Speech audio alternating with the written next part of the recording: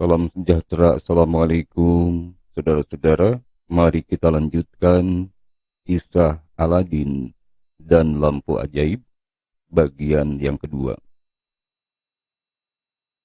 Pada kisah sebelumnya sudah kami utarakan bahwa Aladin dituntun oleh tukang sihir Afrika secara tidak kentara dan jauh melewati taman-taman serta meninggalkan daerah pedesaannya sehingga mereka hampir sampai di sebuah pegunungan. Aladin yang tidak pernah pergi sejauh itu sepanjang hidupnya merasa sangat lelah sekali setelah berjalan begitu lama. Dan berkatalah ia pada si tukang sihir Afrika, "Paman, kemana kita akan pergi, Paman? Kita telah meninggalkan taman-taman itu jauh sekali di belakang, Paman. Dan aku tidak melihat apa-apa kecuali pegunungan. Jika kita pergi lebih jauh lagi, Paman, aku tidak tahu apakah aku masih akan mempunyai kekuatan untuk kembali ke kota." Paman palsu itu menjawab, Nah, Aladin, coba beranilah, ponakan. Paman hanya sekedar ingin menunjukkan padamu sebuah taman yang indahnya jauh melebihi semua taman yang pernah kau lihat. Jaraknya tidak jauh. Ya, hanya selangkah lagi dari sini, nak. Kalau kita sudah sampai di sana, kau sendiri yang akan mengatakan padaku bahwa kau pasti akan menyesal jika tidak melihat taman itu. Padahal sudah begitu dekat, nak. Aladin terbujuk oleh tukang sihir Afrika. Dan tukang sihir itu membawanya lebih jauh lagi. Sambil menceritakan padanya banyak kisah yang menarik hati Aladin. Untuk membuat perjalanannya tidak terlalu membosankan dan kelelahan tidak terlalu terasa oleh mereka. Akhirnya mereka sampai ke suatu tempat antara dua gunung dengan ketinggian sedang. Pegunungan yang dipisahkan oleh sebuah lembah sempit.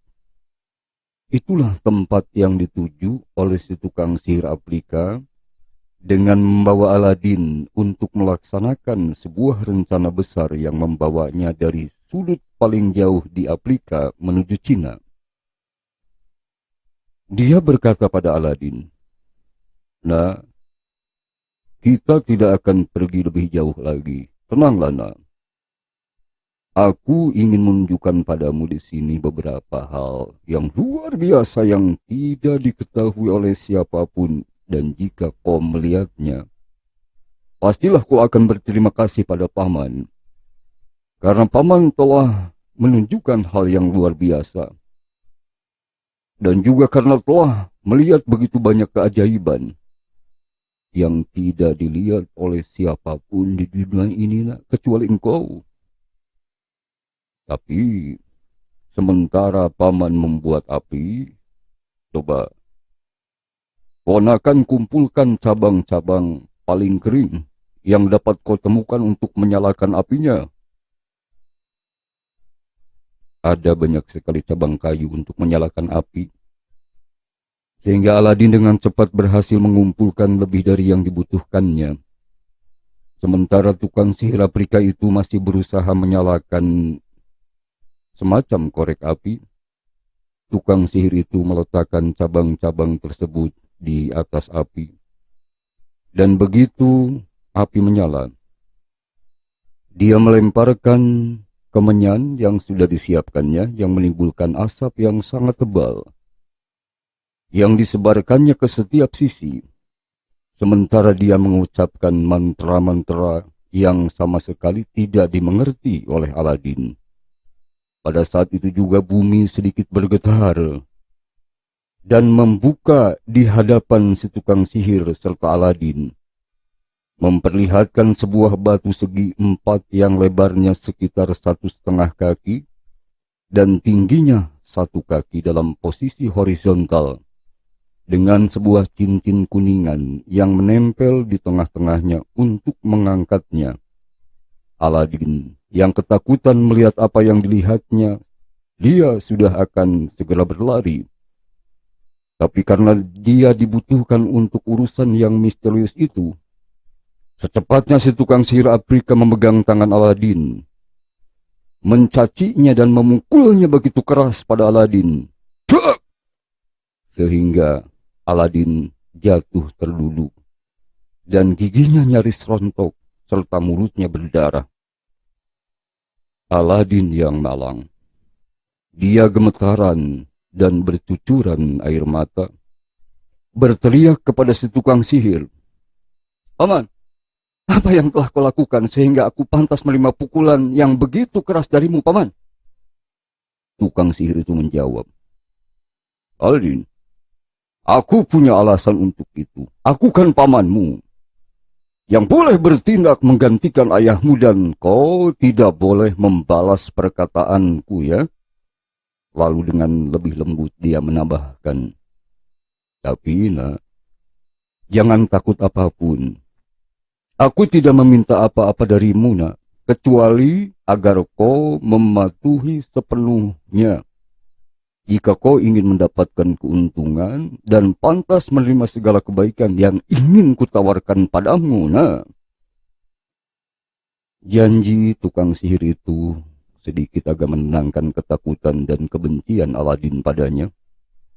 Dan ketika si tukang sihir Afrika melihat bahwa dia telah benar-benar tenang, dia berkata lagi padanya, "Nah, kau melihat apa yang telah kulakukan dengan sarana kemenyan dan mantra-mantra yang kuucapkan. Aladin, hendaknya kau ketahui bahwa di bawah batu itu tuh tersembunyi harta karun yang ditakdirkan untuk menjadi milikmu. Ditakdirkan untuk menjadi milikmu dan suatu hari nanti akan membuatmu lebih kaya daripada raja terbesar di dunia ini. Nah, sesungguhnya lah, tidak ada orang di dunia ini kecuali engkau yang diizinkan untuk menyentuh batu ini dan boleh mengangkatnya untuk dapat masuk. Bahkan aku sendiri nih, pamanmu, tidak boleh menyentuhnya dan menjejakkan kaki pada harta karun ini jika sudah terbuka nanti.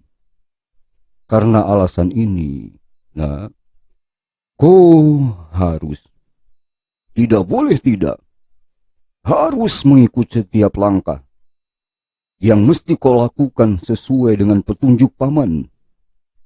Sebab ini masalah yang sangat penting bagi dirimu maupun bagiku."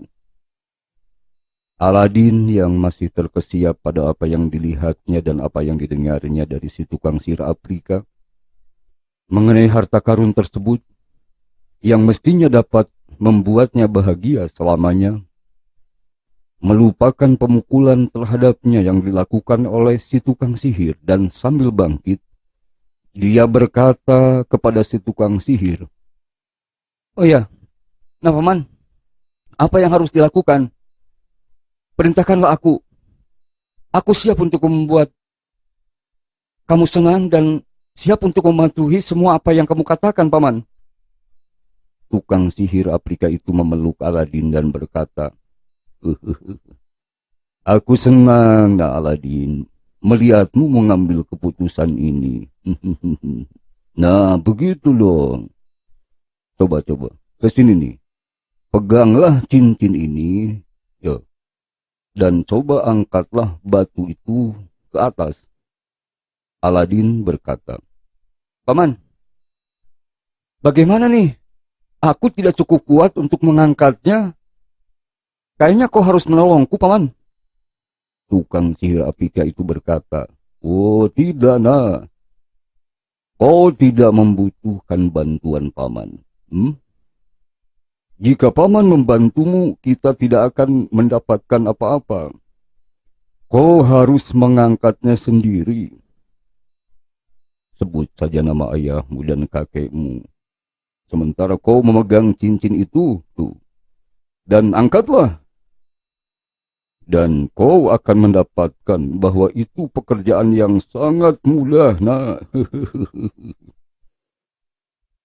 Begitu petunjuk dari tukang sihir Afrika. Kemudian Aladin melakukan apa yang diperintahkan si tukang sihir kepadanya dan mengangkat batu itu dengan mudah. Selanjutnya meletakkannya di sebelah samping.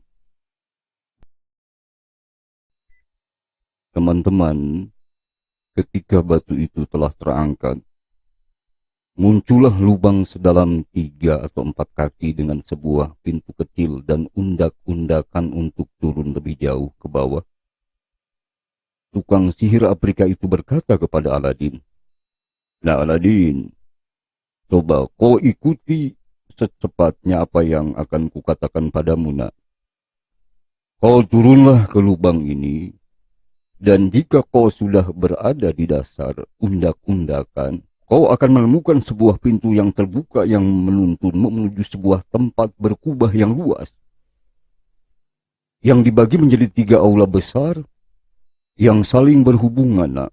Nah, di setiap aula itu di bawah, kau akan melihat 4 wadah kuningan yang besar, yang diletakkan di sisi kiri dan kanan, penuh dengan emas dan perak. Tapi, nak, hati-hatilah kau untuk tidak menyentuhnya, ya." "Baik, Paman."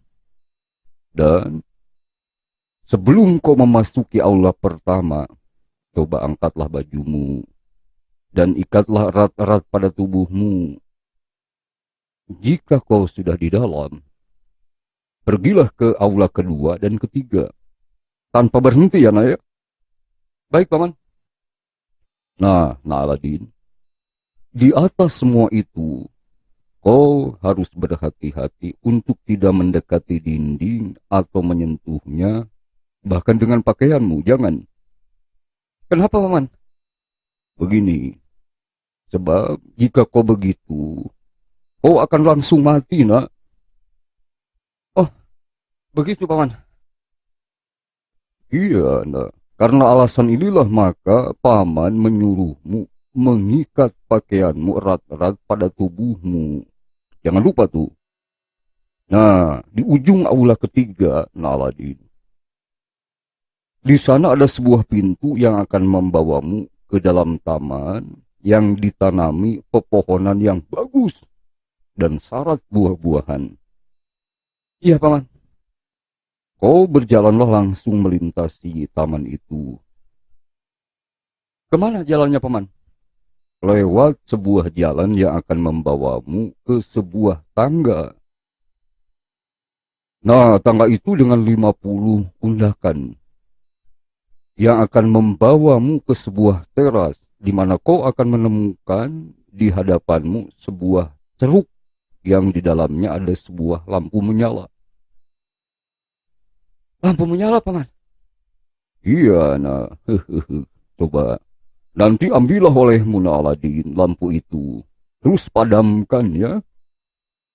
Dan jika kau telah menyingkirkan sumbu dan menuang cairannya, coba kau simpanlah lampu itu di dadamu dan bawalah hati-hati padaku, ya. Nah, jangan takut bajumu akan kotor." "Kenapa, Paman?"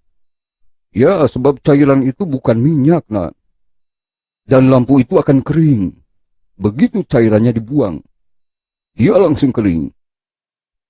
Nah, jika kau menginginkan buah apapun di taman, kau bolehlah mengumpulkan sebanyak yang kau mau dan kau suka, sebab kau boleh melakukan hal itu." "Baik, Paman."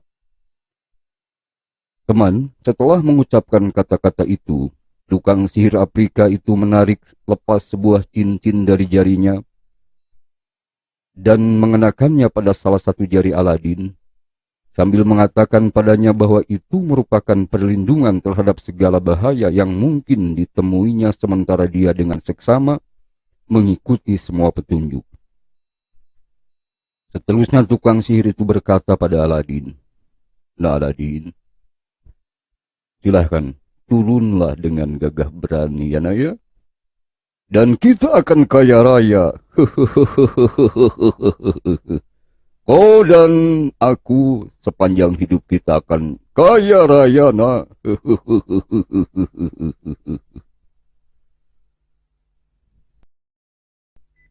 Selanjutnya Aladin melompat dengan sangat ringan ke dalam lubang itu, dan sambil menuruni undak-undakan ke bawah, dia menemukan 3 aula yang telah digambarkan tukang sihir Afrika itu padanya. Kemudian Aladin melewati ketiganya dengan segenap kewaspadaan, karena takut akan mati sesuai dengan apa yang dikatakan oleh tukang sihir. Jika dia tidak mengikuti dengan seksama semua petunjuk yang telah diberikan padanya. Aladin melintasi taman tanpa berhenti, naik ke teras, kemudian mengambil lampu dari ceruk. Selanjutnya menyingkirkan sumbu dan cairannya. Dan setelah dia melihat bahwa lampu itu kering, seperti yang dikatakan tukang sihir itu kepadanya, menggantungnya di dadanya. Ketika dia turun dari teras, dia berhenti sebentar di taman untuk melihat buah-buahan yang banyak, yang hanya dilihatnya sepintas ketika melewatinya. Setiap pohon syarat dengan buah-buahan yang luar biasa dengan aneka warna. Sebagian berwarna putih, dan sebagian bening serta bersinar seperti kristal. Sebagian lagi berwarna merah pucat, dan sebagian lebih tua warnanya, dan sebagian lain berwarna hijau, biru, ungu, serta kuning muda, dan juga warna-warna lainnya. Yang putih itu mutiara, yang bening dan bersinar adalah intan, yang merah tua itu batu mira, yang merah pucat itu spinel, yang hijau batu zamrud, yang biru batu virus, yang ungu batu kecubung, dan yang kuning muda adalah safir, dan begitu seterusnya. Semua buah-buahan itu demikian besar dan sempurna sehingga tidak ada yang menyamainya di dunia. Aladin memang masih terlalu muda untuk menyadari mutu dan nilainya, dan karenanya dia tidak terkesan olehnya dan akan lebih menyukai buah ara, buah anggur, atau buah-buah segar lainnya yang berlimpah adanya di Cina. Dia mengira bahwa semua buah-buahan itu tidak lain dari kaca berwarna yang tidak ada nilainya.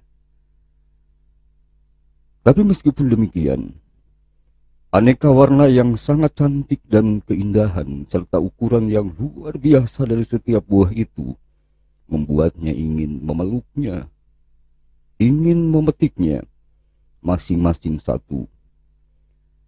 Sesungguhnya dia mengambil beberapa buah dari setiap warna dan jenis dengan mengisi kedua saku dan kedua dompetnya yang baru yang telah dibelikannya untuk itu oleh si tukang sihir. Dia ingin mengenakan semua barang yang masih baru.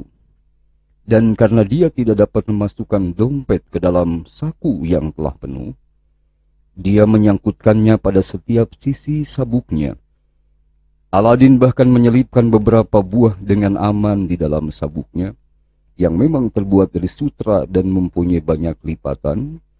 Dia pun tidak lupa menjejalkan sebagiannya ke dalam dadanya, antara kemeja dan jubah yang membalut tubuhnya.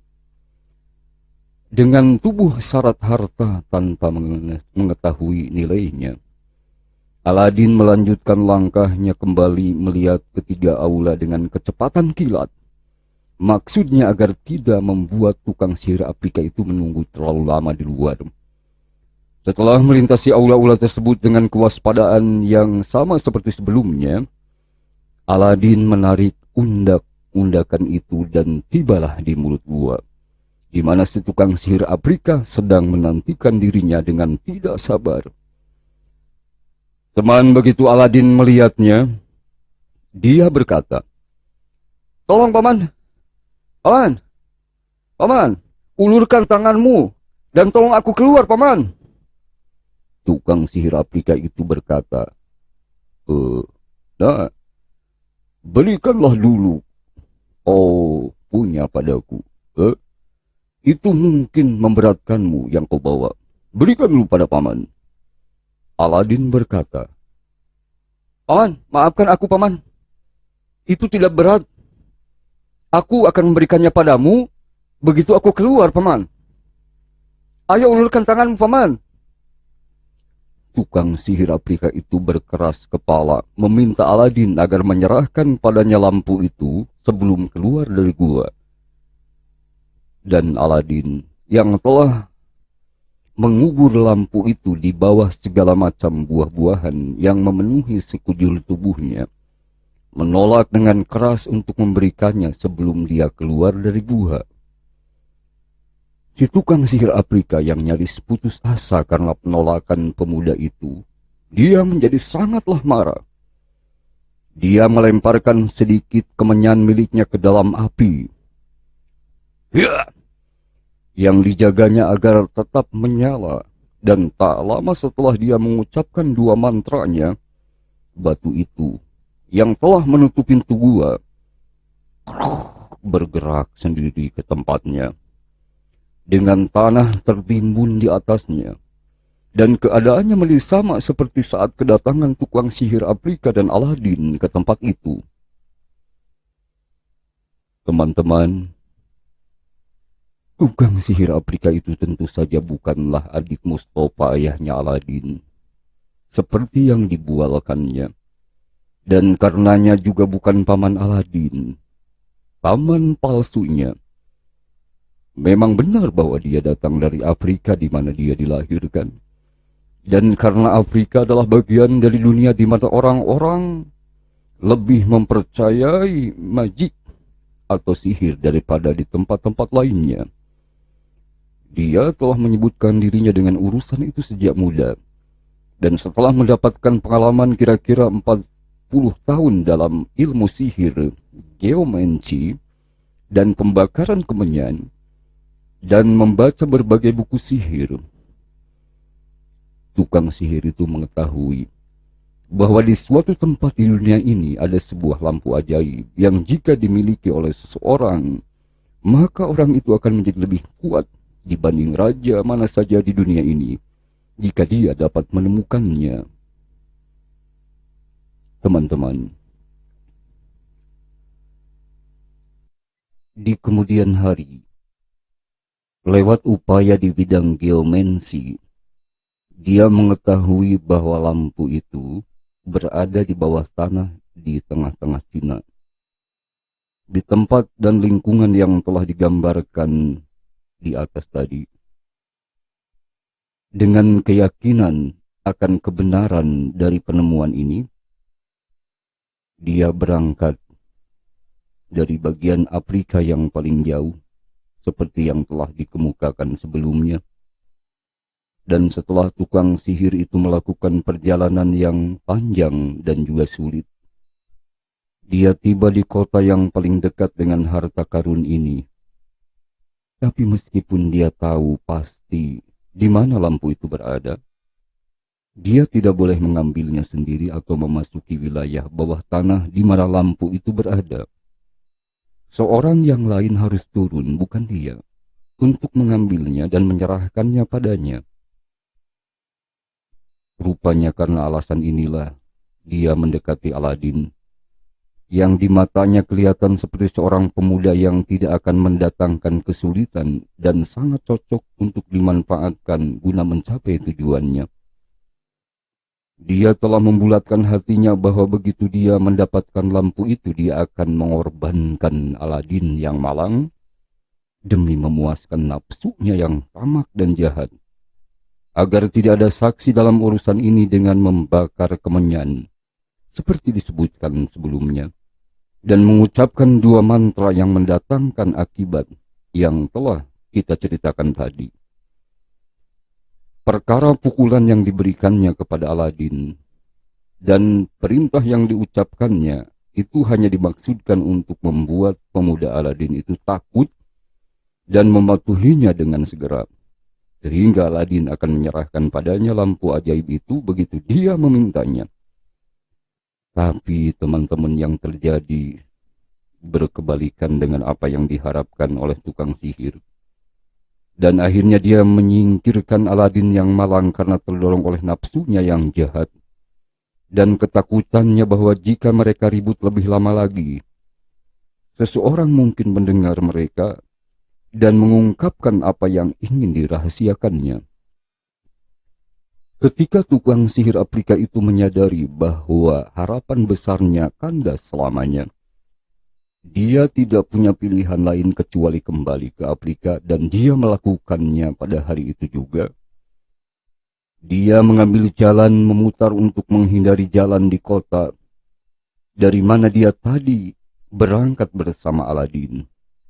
Sebab tukang sihir itu merasa khawatir jangan-jangan ada orang yang telah melihatnya pergi berjalan-jalan dengan pemuda itu dan kini melihatnya kembali tanpa dirinya. Dari yang tampak di luar, Aladin tidak mungkin akan terdengar lagi kabarnya. Tapi tukang sihir itu yang mengira bahwa dia dapat terbebas darinya selamanya, telah mengabarkan cincin yang telah dikenakannya di jari Aladin. Cincin ini bisa, dan dalam kenyataannya benar-benar menyelamatkan Aladin, yang sama sekali tidak menyadari kekuatannya, dan sungguh mengherankan bahwa kehilangan cincin itu dan juga lampu itu tidaklah membuat si tukang sihir tenggelam dalam keputusasaan. Tapi para tukang sihir memang terbiasa menghadapi kesialan dan peristiwa-peristiwa yang bertentangan dengan keinginan mereka, sehingga selama mereka masih hidup, mereka tidak akan berhenti menggantungkan harapan pada asap kemenyan, gagasan-gagasan yang tak masuk akal, serta mimpi-mimpi. Teman-teman, Aladin yang tidak mengharapkan perlakuan begitu buruk dari paman palsunya, setelah dia mendapatkan begitu banyak perhatian dan pertolongan darinya, tercekam keheranan yang begitu hebat, sehingga lebih mudah membayangkannya daripada menggambarkannya dengan kata-kata. Ketika dia mendapati bahwa dirinya terkubur hidup-hidup di gua itu, lantas dia berteriak-teriak memanggil pamannya 1000 kali, sambil mengatakan bahwa dia siap menyerahkan lampu itu padanya. Tapi semuanya sia-sia saja, sebab teriakan-teriakan Aladin tidak dapat didengar siapapun, dan karenanya dia tetap tinggal di tempat yang gelap itu. Akhirnya setelah lama menangis, Aladin turun ke undakan yang paling bawah, untuk pergi ke taman yang telah dia lewati tadi, dan yang terang keadaannya, tapi dinding yang sebelumnya terbuka karena kekuatan sihir, kini tertutup karena kekuatannya yang sama. Dia meraba-raba ke kanan dan ke kiri, berulang-ulang dilakukan oleh Aladin, tapi dia tidak menemukan lubang sama sekali. Maka dia mengeraskan teriakannya dan tangisannya. Tolong! Tolong! Tolong! Ditambah teriakannya, ditambah tangisannya, dan Aladin duduk di undak-undakan, seolah tanpa harapan akan dapat melihat cahaya lagi dan bertemu lagi dengan ibundanya, serta dengan sebuah keyakinan yang sangat menyedihkan bahwa dia akan melewati kegelapan saat ini menuju kegelapan kematian yang akan datang menjemput dia. Aladin tetap dalam keadaan begini selama 2 hari tanpa makan dan minum. Dan pada hari ketiga dia merasa kematian sudah tak terhindarkan lagi, dan sambil mengangkat kedua tangannya serta menyatukannya untuk berserah diri pada kehendak Tuhan yang Maha Kuasa, dia berseru, "Ya Allah, Tidak ada kekuatan dan kekuasaan kecuali di tangan Tuhan yang Maha Kuasa, Maha Besar. Ya Allah.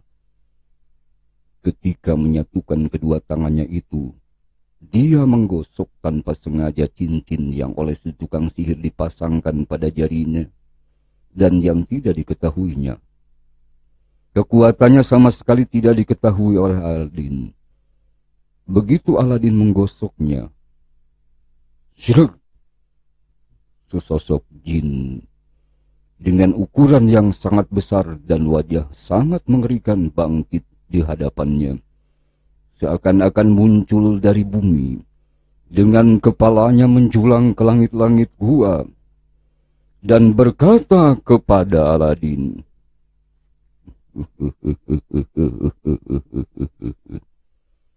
"Hei, apa yang Anda inginkan?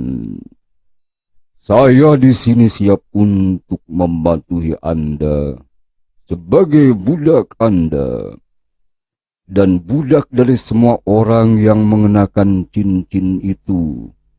Saya dan budak-budak lainnya dan cincin itu." Teman-teman, pada waktu dan kesempatan lain, Aladin yang tidak biasa melihat pemandangan seperti itu pasti akan sangat ketakutan sehingga dia tidak mampu berbicara melihat sosok yang begitu luar biasa di hadapannya. Tapi karena kini dia hanya memikirkan tentang bahaya yang dihadapinya, dia menjawab pertanyaan jin itu tanpa ragu. "Hei, siapa pula engkau? Dan siapapun engkau, ayo, keluarkan aku dari tempat ini jika kau bisa." Begitu dia mengucapkan kata-kata ini, tanah merekah, dan dia menemukan dirinya berada di luar gua. Tepat di tempat tukang sihir itu pertama kali membawa Aladin ke sana. Tidaklah mengherankan bahwa Aladin yang telah melewatkan waktu yang begitu lama dalam kegelapan yang pekat di dalam gua, dia sulit sekali menahan cahaya yang terang benderang di luar.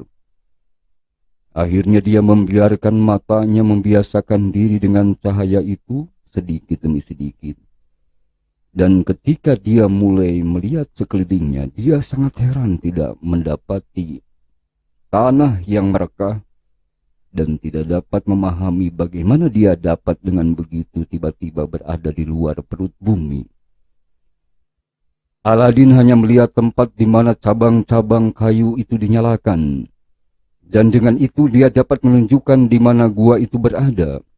Lalu sambil berpaling ke arah kota, Aladin segera melihatnya di tengah taman-taman yang mengelilinginya dan segera mengenali jalan yang dilewati si tukang sihir Afrika ketika membawa dia. Aladin memang cerdas, teman-teman. Dia segera melewati jalan itu lagi sambil bersyukur kepada Tuhan yang Maha Kuasa karena telah menemukan dirinya sekali lagi di dunia ini, setelah dia kehilangan harapan untuk dapat kembali. Ketika Aladin sampai di kota, dia menyeret dirinya dengan susah payah ke rumahnya. Dan ketika dia pergi menemui ibunya, kegembiraan dapat melihat wanita itu lagi, bercampur dengan kelemahan badannya akibat tidak makan selama hampir 3 hari, yang membuatnya pingsan untuk beberapa lama.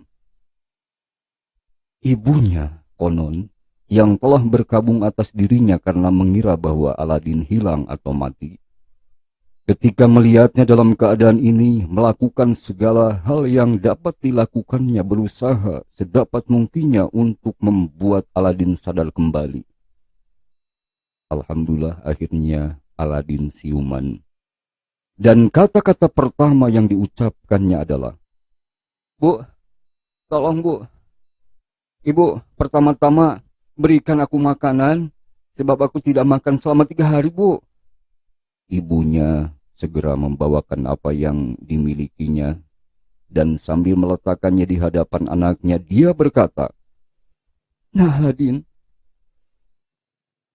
alhamdulillah kamu sudah datang kembali. Nah, jangan makan terlalu cepat, nak. Sebab hal itu akan membahayakan dirimu. Coba makanlah sedikit demi sedikit saja, santai saja. Dan jagalah dirimu sendiri sebab kau sangat memerlukannya. Ibu bahkan tidak ingin kau berbicara denganku dulu. Kau masih punya banyak waktu untuk menceritakan padaku apa yang terjadi pada dirimu, nak. Nanti kalau kau sudah sembuh, silakan ceritakan pada ibu apa yang terjadi padamu. Ibu lega sekali melihatmu lagi. Setelah ibu menahan kesedihan sejak hari Jumat kemarin, dan kekhawatiran akan apa yang telah terjadi pada dirimu, nak. Sejak ibu menyadari hari telah malam, dan kau ternyata belum pulang saja, nak. Aladin menuruti segala nasihat ibunya dan segera makan dengan tidak tergesa-gesa sedikit demi sedikit. Dan dia minum secukupnya saja. Ketika dia telah selesai makan dan minum, kemudian Aladin berkata pada ibunya, "Bu, aku pasti akan menuntut ibu karena ibu menyerahkan aku dengan begitu mudah ke tangan orang yang berniat membunuhku, Bu.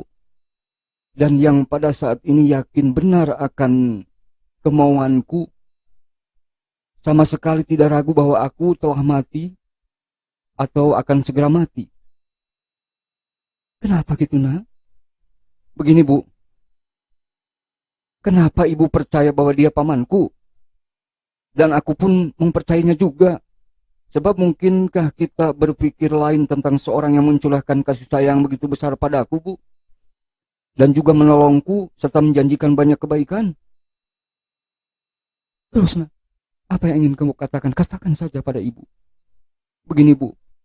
Tapi, Bu, ternyata dia tidak lain seorang penipu. Penipu yang licik dan kejam, Bu. Begitulah, Aladin. Betul, Bu.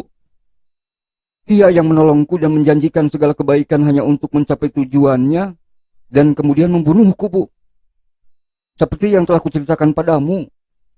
Dengan membiarkan ibu dan aku menduga-duga alasannya. Tapi, Bu, mengenai diriku, aku dapat meyakinkanmu bahwa aku sama sekali tidak pernah berbuat apapun yang dapat membuatku patut diperlakukan dengan buruk, Bu.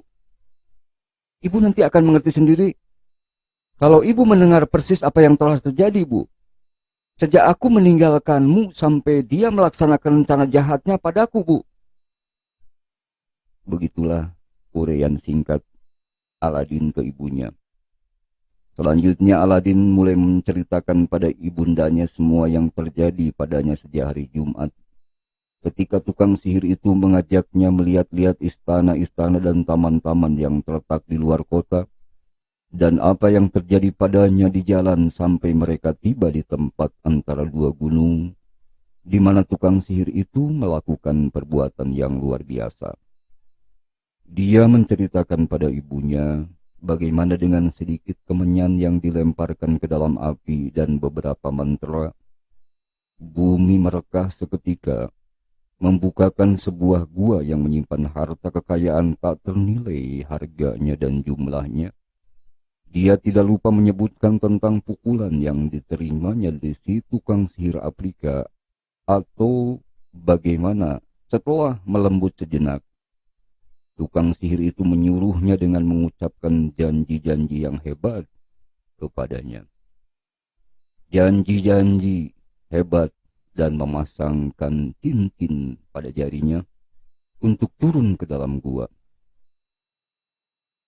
Itu tidak melalaikan rincian paling kecil tentang apa yang dilihatnya ketika lewat dan kembali melalui ketiga aula, taman, dan teras dari mana dia mengambil lampu ajaib yang ditariknya keluar dari dadanya dan ditunjukkan pula pada ibunya bersama dengan buah-buahan berwarna bening itu, serta buah-buahan beraneka warna yang telah dikumpulkannya di taman ketika dia kembali.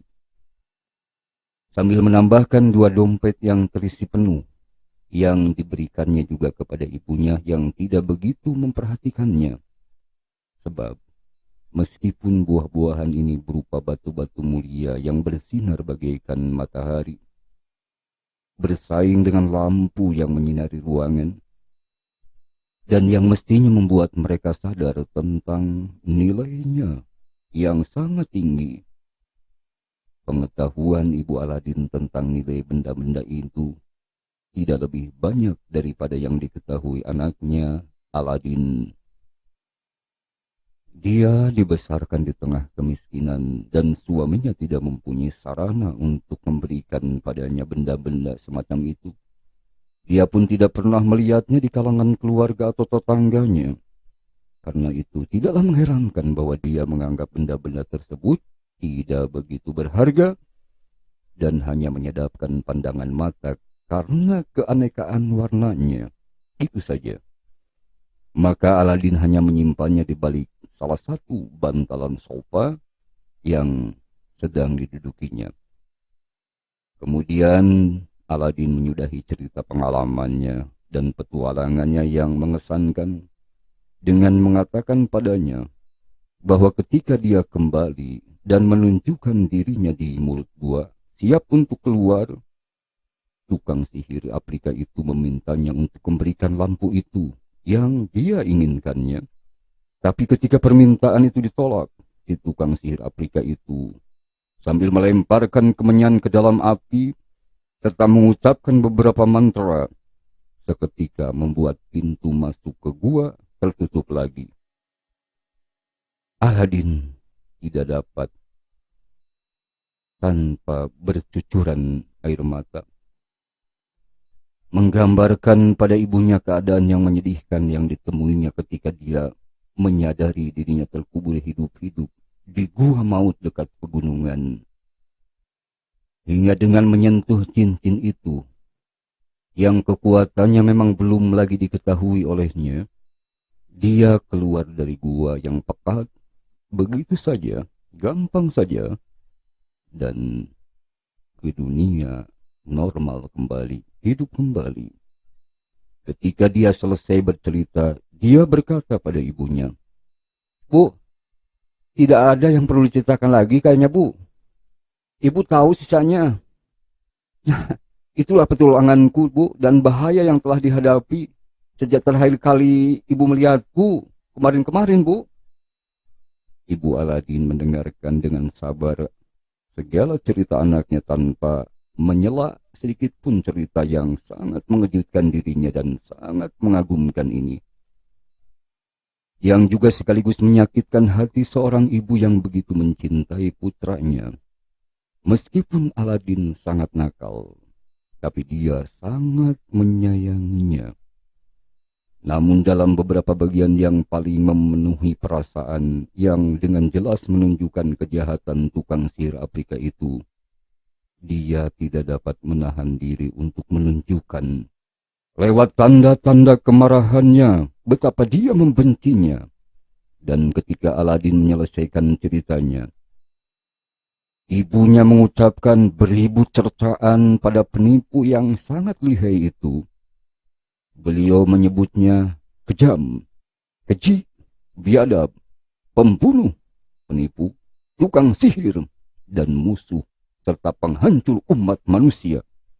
Sambil beliau menambahkan, "Ya nak, dia memang seorang tukang sihir, dan mereka menjadi gangguan bagi dunia.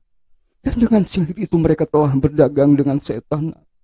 Terpujilah Tuhan yang Maha Kuasa yang telah menyelamatkanmu dari seluruh kejahatan tukang sihir itu. Nah, kau harus bersyukur padanya atas belas kasih yang telah ditunjukkannya padamu. Sebab kematianmu pasti tak terelakkan lagi seandainya kau tidak ingat pada Allah dan memohon pertolongannya." Dia berbicara lebih banyak lagi, mengutuki kejahatan tukang sihir itu terhadap putranya yang disayang.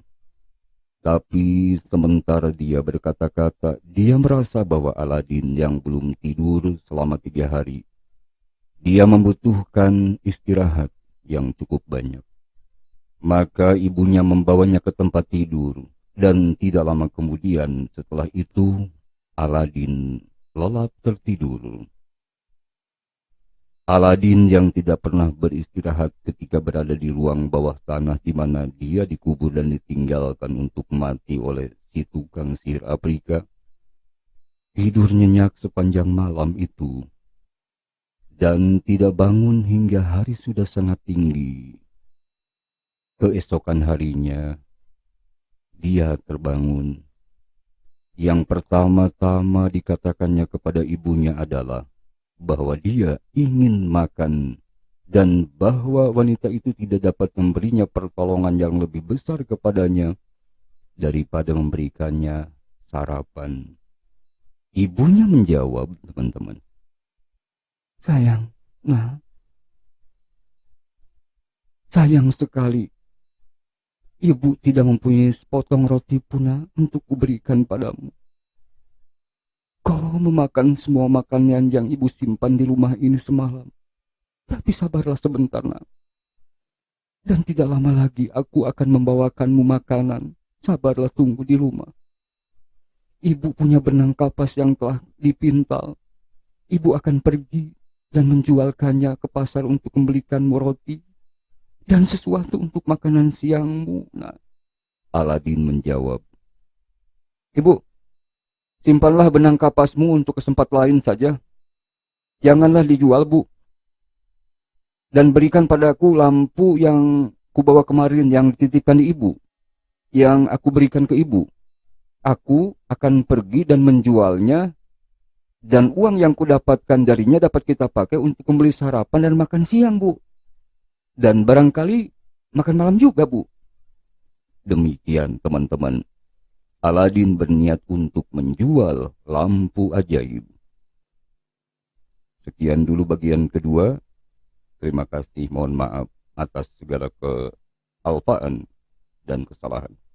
Wassalamualaikum warahmatullahi wabarakatuh.